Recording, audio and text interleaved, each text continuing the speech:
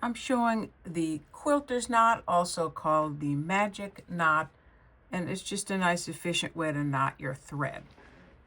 So right now I'm doing it holding the needle obviously in my right hand, so I'm going to have the point of the needle facing away from me. This is something people struggle with. That's why we call it magic.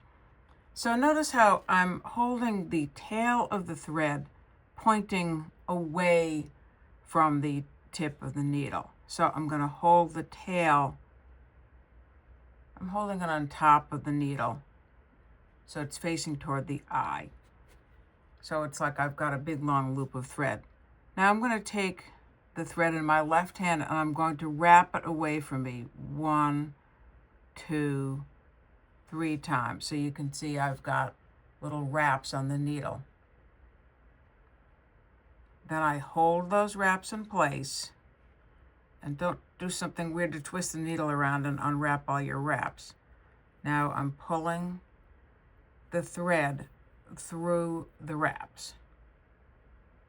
And I can feel when it's pulled all the way through, and voila, I have a little knot. Okay, lefties, let's see if this same thing works if you're left-handed.